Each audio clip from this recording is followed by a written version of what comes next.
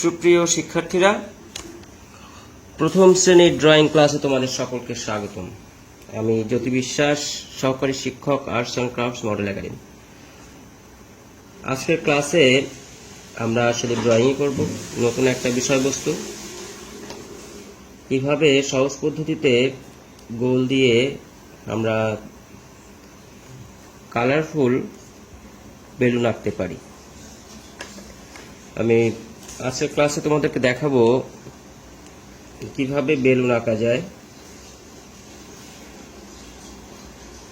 আশা করি তোমরা অনেকেই এর আগে ড্রয়িং করেছো এগুলা, তারপরে আমি দেখাচ্ছি। আর এর থেকে বেটার কোনো আইডিয়া থাকলে অবশ্যই আমার সাথে শেয়ার করতে পারো তোমরা। তো শুরু করছি আজকের ক্লাস, কিভাবে বেলুন আঁকতে হয়। পূর্বের আরেকটি কথা বলে নেই, পূর্বের ক্লাসে তোমাদেরকে কিছু হোমওয়ার্ক দেওয়া হয়েছিল, সেগুলো তোমরা অনেকেই আমাকে শো করেছো, মেসেঞ্জারে দিয়েছো অথবা কমেন্ট বক্সে দিয়েছো। আমি দেখেছি, সেগুলো চেক করেছি। অনেকেই সুন্দর সুন্দর ছবি এঁকেছো, তবে অনেকেরই একটু সংশোধন করার প্রয়োজন আছে। অনেকে না বুঝেই ড্রয়িং করছো বা ভিডিওটা না দেখেই তোমরা ড্রয়িং করছো। অবশ্যই ভিডিওটা দেখবে বারবার। কোনো অসুবিধা হলে সেগুলো পজ করে নিবা। আর কোনো অসুবিধা হলে, বুঝতে কোনো সমস্যা হলে অবশ্যই আমাকে ফোন করে জানাবে, আমি সেটা সমাধান দিয়ে দিব। তো শুরু করছি আজকে ক্লাস, কিভাবে বেলুন আঁকা যায়।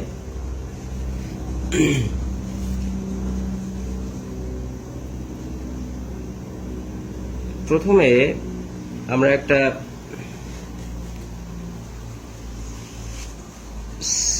ওভাল শেপ এঁকে নিতে পারি।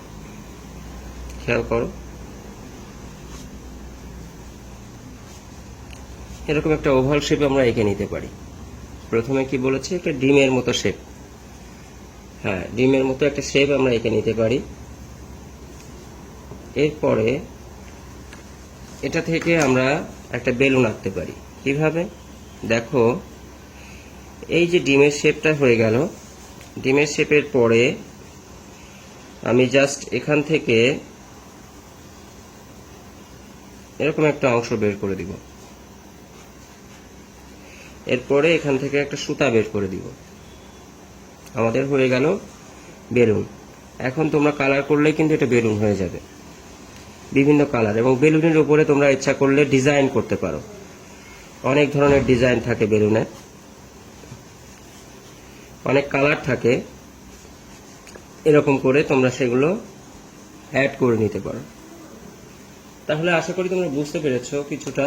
প্রথমে একটা ওভাল শেপ, খুবই ইজি ক্লাসটা আমাদের আজকের, এটা খুব বেশি জটিল কিছুই না।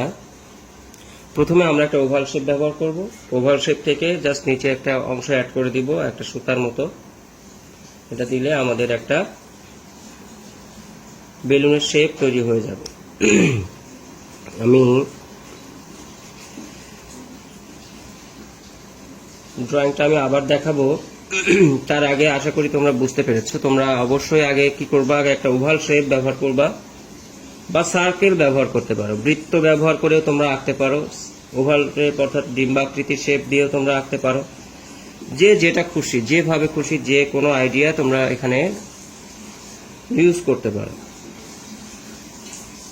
হ্যাঁ, এবার এটা হয়ে গেল আমার। এখন যদি অসংখ্য বেলুন হয়, তাহলে পাশে আমি আবার আরেকটা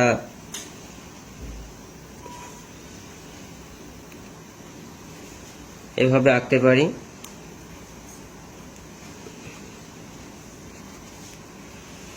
দেখো আমার কয়টা বেলুন হয়ে গেল এখানে। কয়টা বেলুন হলো? দুইটা বেলুন হয়ে গেল। আমি যদি মনে করি উপরে আরেকটা দেখাবো,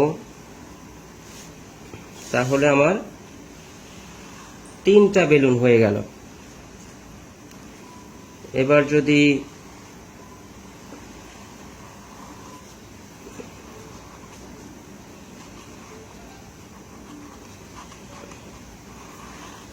এই কয়টা বেলুন হলো আমার এখানে? চারটা বেলুন হলো। দেখো, এরপরে তোমরা ডিজাইনগুলো অ্যাড করে নিবা। আমি আমার মতো করে কিছু ডিজাইন করে দিচ্ছি।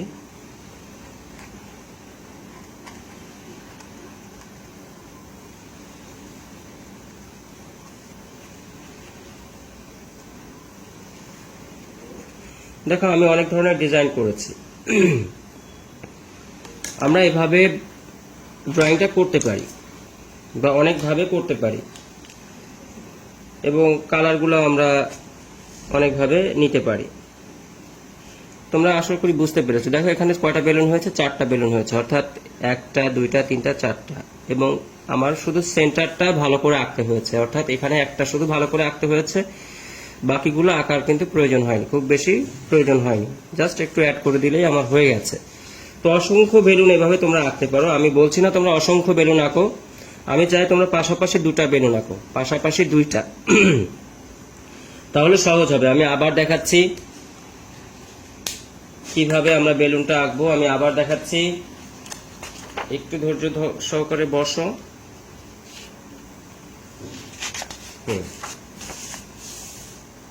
আমরা এই পেজটা ব্যবহার করি, এই পেজটা ব্যবহার করলে সহজ হবে। দেখো আমি এবার সবুজ কালি ব্যবহার করছি, সবুজ কালি ব্যবহার করে আমি বেলুনটা আঁকছি। দেখো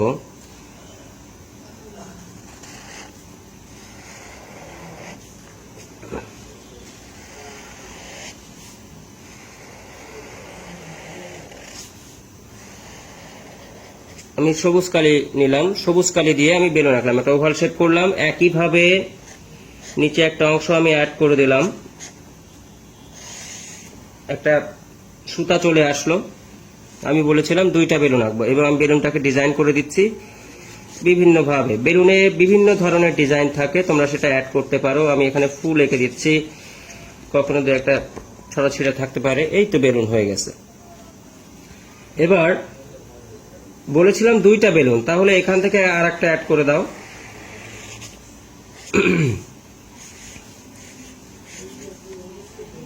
আমি আর একটা অ্যাড করে দিলাম, দিয়ে এখানে আমার কয়টা বেলুন হলো, 2টা বেলুন হলো। আশা করি তোমরা বুঝতে পেরেছো, কোনো ধরনের অসুবিধা হবার কথা নয়। আমার এখানে 2টা বেলুন কিন্তু হয়ে গেছে। তাহলে আমরা এভাবে বেলুন এঁকে নিতে পারি, এবং আমরা কালারও করতে পারি অনেকভাবে, অনেক নিয়মে। কালার আমরা আগামী ক্লাসে দেখাবো।